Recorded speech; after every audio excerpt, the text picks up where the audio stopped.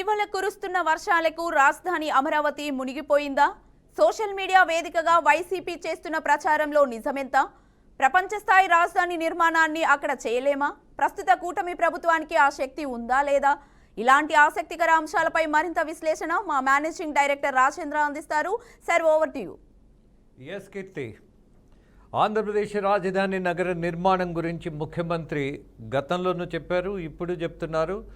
ప్రపంచంలోనే ఆంధ్రప్రదేశ్ యొక్క రాజధాని నగర నిర్మాణాన్ని చూసి తెలుగువాడు గర్వించే విధంగా ఉంటుంది అన్నది చాలా ఒక ప్రతిజ్ఞలాగా. అది ఎంత ఖరీదైనదైనా సరే, ఎంత ఖర్చుతో కూడిందైనా సరే, కేంద్ర ప్రభుత్వ నిధులతో పాటు అలాగే కొంత కష్టపడి కొంత అప్పో ఏదో ఒకటి చేసి చేయాలి అన్నటువంటి పరిస్థితి ఇవాళ ముఖ్యమంత్రి తీసుకున్నటువంటి కొత్త నిర్ణయం ఏం కాదు. బట్ అప్పు చేసి ఎక్కడైనా పప్పు కూడుంటుందా అని ఎవరైనా ప్రశ్నిస్తే, అమరావతి ప్రాజెక్ట్ అనేది, నగర నిర్మాణం అనేది it's a self sustainable project. ఇవాళ ప్రభుత్వానికి ఉన్నటువంటి భూములు అమ్మేస్తే, ఏ భూములు అవి? రైతులు ఇచ్చినవే. రైతులు ఇచ్చిన భూముల్లో దరిదాపు 20,000 ఎకరాలు ప్రభుత్వం అమ్మేసుకునే అవకాశం ఉంది. డెవలప్ చేసిన తర్వాత అలాగే రైతులకు ఇచ్చినటువంటి ప్లాట్స్, మిగిలినటువంటి ఏవైతే ఉన్నాయో ప్రభుత్వ ఆస్తులు భూములుగా, ఆ భూముల్ని అమ్మితే వచ్చేటటువంటి ధనం ఈ సెల్ఫ్ సస్టైనబుల్ ప్రాజెక్టుకి ఊపిరి లాంటిది. ఇక కొంతమందికి ఎందుకు ఒక చెడు జరిగితేనో, ఒక ఉపద్రవం వస్తేనో, ఒక వరద వచ్చి జనం కొట్టుకుపోతేనో చాలా సంతోషపడతారా ఏంటి అని చాలా ఆశ్చర్యం కలుగుతూ ఉంటుంది. అమరావతి ఎప్పుడు మునిగిపోతుందా అని చూస్తున్నటువంటి జనం కూడా ఉంటారా? ఆశ్చర్యం కదా. ఉన్నారు, చర్చిస్తున్నారు. ఏమని? అమరావతి మునిగిపోయింది అని. కొద్దిగా కంట్రోల్ చేసుకోవాల్సి వస్తుంది వాళ్ళ గురించి మాట్లాడాలి అంటే. అంత ఇబ్బంది ఉన్నది. రాజధాని నగర నిర్మాణానికి చేస్తున్నటువంటి ప్రయత్నంలో లోపాలుంటే ఎత్తి చూయించవచ్చు. నగర నిర్మాణం జరుగుతున్నప్పుడే వర్షాలు వస్తే నీళ్లు రాకుండా ఉంటాయా మూర్ఖులారా అని ప్రశ్నిస్తున్నటువంటి జనానికి ఈ చర్చలు చేసేవాళ్ళు, ఈ వ్యాఖ్యలు చేసేవాళ్ళు ఏదైనా సమాధానం చెప్పగలరా? అసలు వర్షం అంటేనే వరద లాంటి పరిస్థితి వస్తుంది ఒక్కోసారి. ఒక్క విషయం మనం చర్చిద్దాం, వాళ్ళకి తెలియజేద్దాం, ఒక ప్రయత్నం చేద్దాం. మరి విశ్వనగరంగా కీర్తింపబడుతున్నటువంటి హైదరాబాద్ వర్షం వస్తే ఎలా ఉందో వార్తల్లో మీ కళ్ళకు కనపడలేదా? మీరు జీవిస్తున్నది, మీరు సంపాదిస్తున్నది, మీరు బతుకుతున్నది అక్కడే కదా. మరి అక్కడ ఈత కొడుతున్నప్పుడు ఇక్కడ మునిగిపోయింది, ఇది రాజధాని నగరంగా హైదరాబాద్ పనికిరాదు అని చెప్పగలిగేటటువంటి సాహసం, చర్చలు ఎందుకు చేయలేదు? బాధ్యత ఉన్న వాళ్ళైతే మరి దీని గురించి కూడా మాట్లాడాలి కదా. ఇది డక్కన్ ప్లాటూ, నన్నంటే హయ్యెస్ట్ ఒక ఉపరితలంలో ఉన్నటువంటి ప్రాంతం ఇది, కొండ ప్రాంతం ఇది. ఆ కొండలు కూడా ఎత్తైనటువంటి డక్కన్ ప్లాటూనుగా గుర్తింపబడినటువంటి ప్రాంతం ఇది. మరి ఇక్కడే మునిగిపోతున్నాయి కదా. మరి దీన్ని ఏం చేద్దాం? మరి ముంబై నగరం మునిగిపోయింది, దాన్ని వదిలేద్దామా? పోనీ ఫైన్, అది మునిగిపోయినా పెద్ద చర్చనీయాంశం కాదనుకుందాం. పక్కనే చెన్నై నగరం కొట్టుకుపోయింది మొన్న ఈ మధ్య. జనం ఎక్కడున్నారో, ఆహాకారాలతో ఎంతమంది బతుకున్నారో, ఏమయ్యిందో, ఏం జరిగిందో, ఎవరు మిగిలిన్నారో తెలియనంత వరదలు ముంచేసినాయే. మరి దాన్ని ఏమందాం? కేవలం అమరావతికే వచ్చిందా ఈ సమస్య? కొంచెం బాధ్యత ఉండదా? కొంచెం ఆలోచన ఉండదా? పోనీ సంస్కారం అది లేదని ఎటు నిరూపణ అయిపోతుంది ఈ చర్చలు, ఈ వ్యాఖ్యలు చూసినప్పుడు.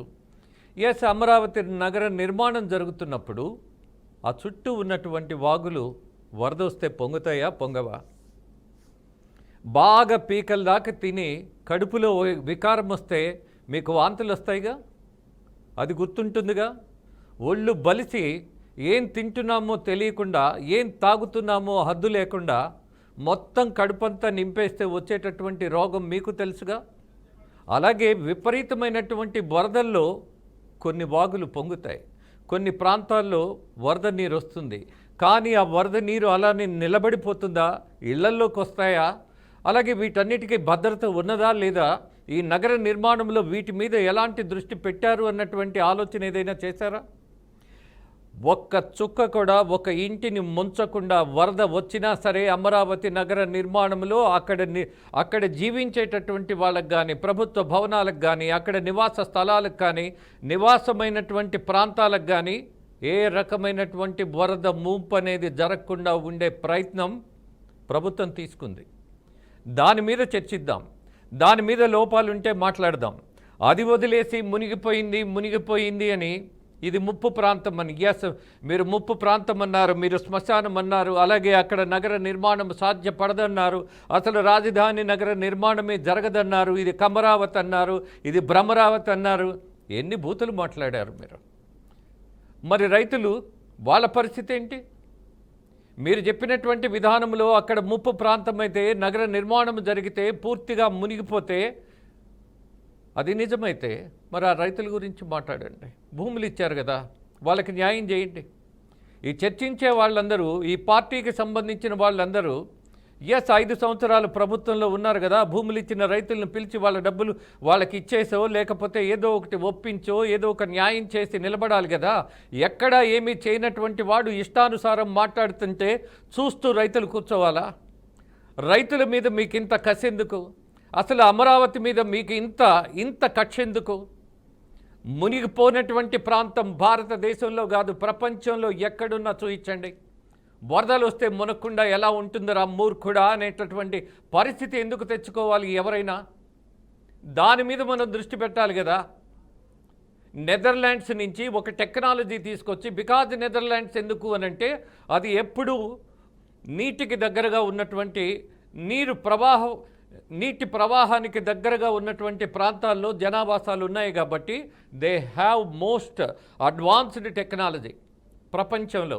అందుకే వాళ్ళని తీసుకొచ్చి ఇక్కడ టెక్నాలజీని కొంత ఇంప్లిమెంట్ చేస్తున్నటువంటి పరిస్థితి చూస్తున్నాం. అలాగే కొండవీటి వాగు ఒకప్పుడు వరదతోటి పూర్తిగా ఈ ప్రాంతాలను ముంచేసేది.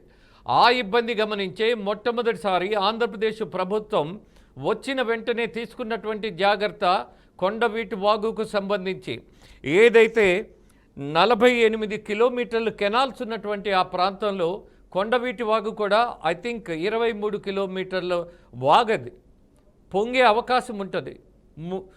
ముప్పు ప్రాంతంగా మారే భయం కూడా ఉంటుంది. అందుకే అక్కడ ఒక పంప్ హౌస్ కట్టారు.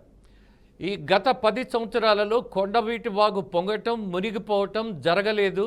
ఎవరైనా ఆశించినా అది కుదరలేదు. ఇక మరొకటి పాలవాగు ఉంది, అది 16 కిలోమీటర్లు. దాని నుంచి కూడా సమస్య లేకుండా ఇవాళ కృష్ణానదిలోకి, బకింగ్హామ్ కెనాల్లోకి వాటర్ ఏదైతే వరద ప్రాంతాన్ని నుంచి వస్తుందో దాన్నంతా అటువైపు పక్కకు దారి మళ్లించేటటువంటి టెక్నాలజీ పెట్టారు. ఇక డ్రైనేజీకి ప్రపంచంలో మోస్ట్ అడ్వాన్స్డ్ టెక్నాలజీని తీసుకొచ్చి ఇంప్లిమెంట్ చేస్తున్నారు. నిర్మాణం జరుగుతుంది సోదరా, కొంచెం సహనం వహించండి, కొద్దిగా వేచి చూడండి. ఈ ముప్పు ప్రాంతంలో వచ్చేటటువంటి ఒక అద్భుతమైనటువంటిదా లేక అభూత కల్పన లాంటిదా? తేల్చిపారేయచ్చు. 3 సంవత్సరాలలో నగర నిర్మాణం జరుగుతుందన్నటువంటి ఒక హామీ ఇస్తున్న ఈ ప్రభుత్వం ఆ హామీ నెరవేర్చకపోతే అప్పుడు అడుగుదాం, అప్పుడు నిలబెడదాం. ఈ ప్రజాధనంతో మూర్ఖమైనటువంటి ఆలోచన తీసుకున్నటువంటి ముఖ్యమంత్రిగా చంద్రబాబు మిగిలిపోతే ఆ రోజు నిలబెడదాం, ఆ రోజు పక్కకే పంపిద్దాం.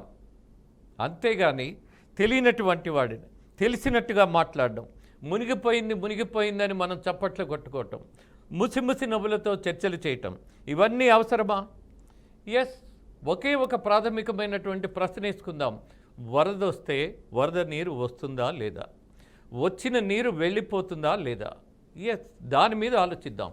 Fine. Keerthi. Right. Thank you sir.